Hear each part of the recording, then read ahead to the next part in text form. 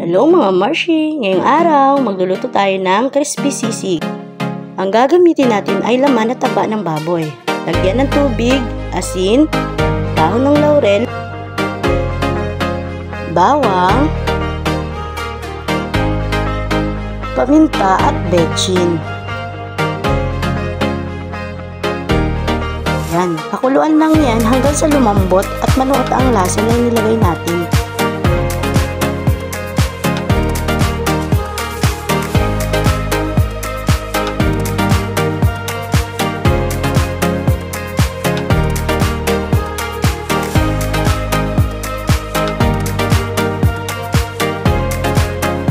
Pag malambot na, hangunin na natin at ipiprito pa natin yan.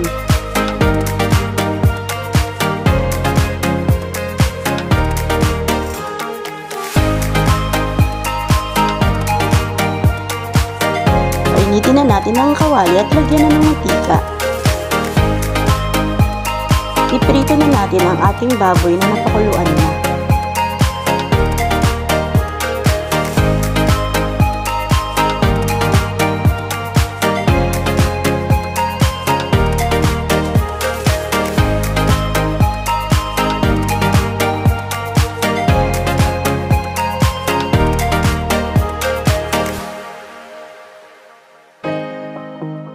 Kapag ganyan na ang kulay, ibaligtad na natin. Ingat-ingat Marcy sa pagbaligtad kasi matalsik talaga yan. Tingnan nyo ako. Nagtalokbong pa ako para hindi ako matalsikan. Ganyan palagi ang ginagawa ko. Tumiprito ako ng baboy o kaya ng bangus. Kapag ganyan na ang kulay mga Marcy, okay na po yan. Pwede na yan. Hiwain lang ng paganyan. Lagyan ng sibuyas. Marami-rami sibuyas nilagay namin dyan. Siling labuyong pula.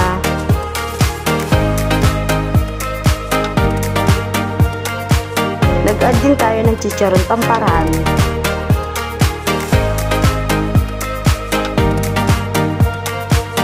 Mayonnaise.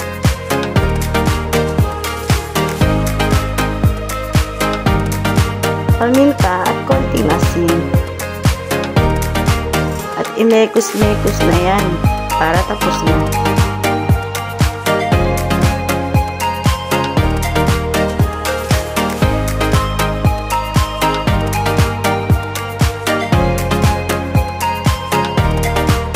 Pwede ang pangpuluts at ulam na din.